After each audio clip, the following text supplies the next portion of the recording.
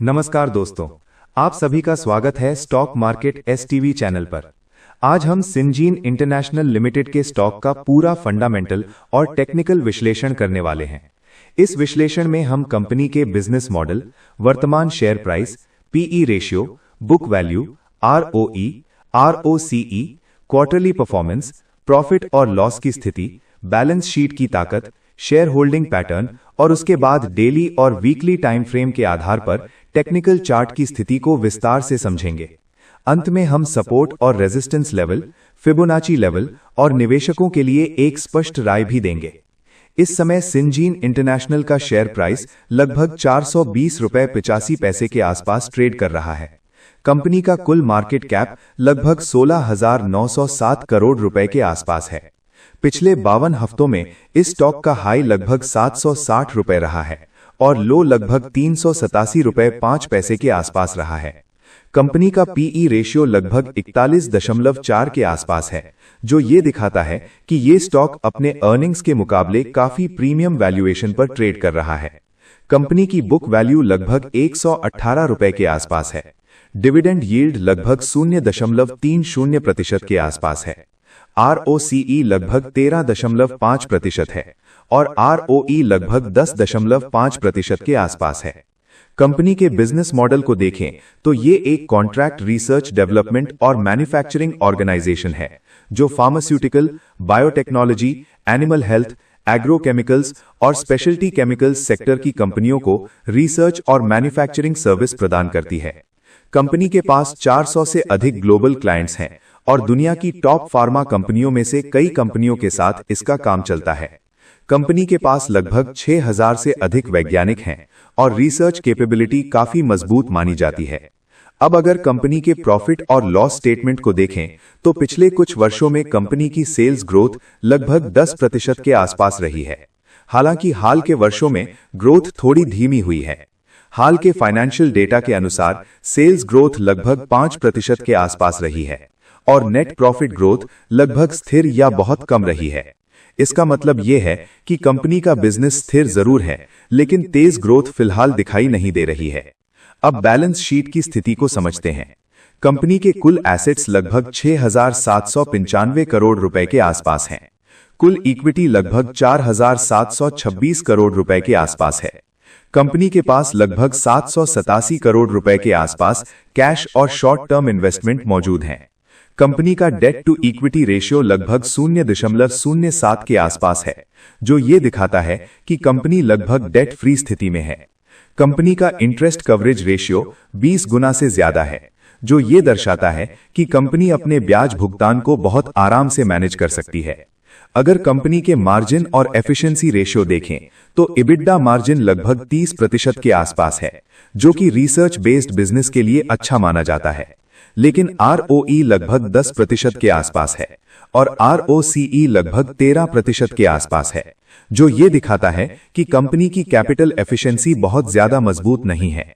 अब share holding pattern को देखें तो कंपनी में प्रमोटर होल्डिंग समय के साथ थोड़ी कम हुई है।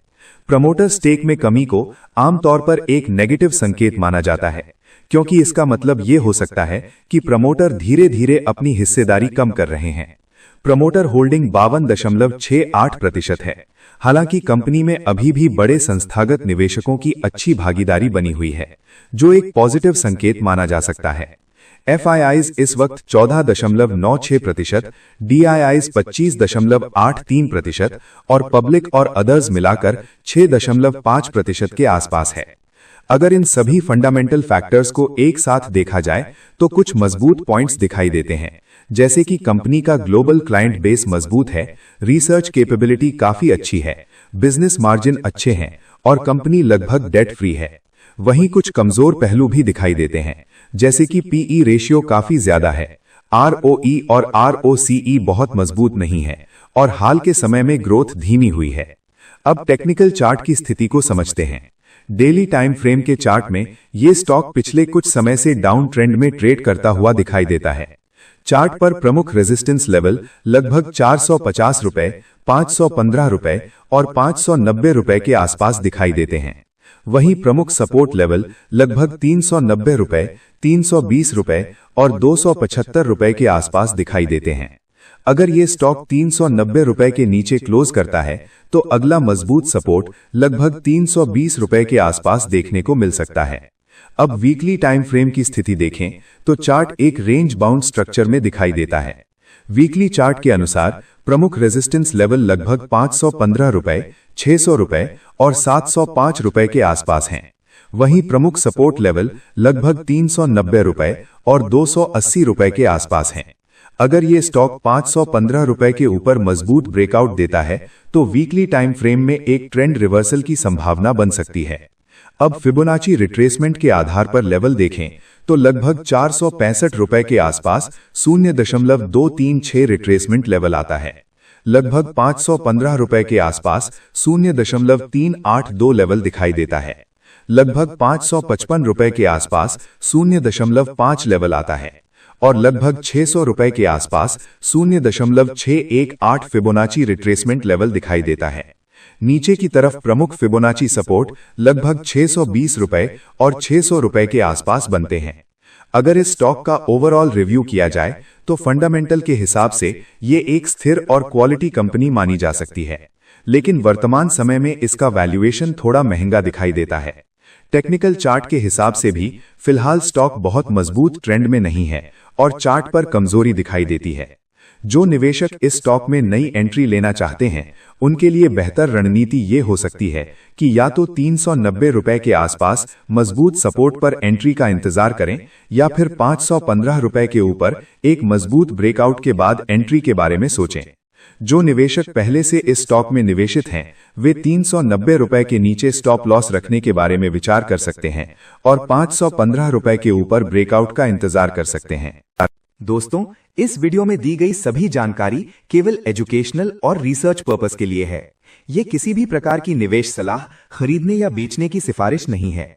शेयर बाजार में निवेश जोखिमों के अधीन होता है, इसीलिए किसी भी इन्वेस्टमेंट डिसीजन लेने से पहले अपनी खुद की रिसर्च करें और अपने वित्तीय सलाहकार से परामर्श अवश्य करें। अगर आपको ये डिटेल्ड एनालिसिस पसंद आया हो तो वीडियो को लाइक करें, अपने निवेशक दोस्तों के साथ शेयर करें, चैनल को सब्सक्राइब करें और बेल आइकॉन दबाएं और कमेंट में बताएं कि आप अगला एनालिसिस किस स्टॉक पर देखना चाहते हैं। मिलते हैं आपसे अगले वीडियो में, तब तक के लिए धन्यवाद।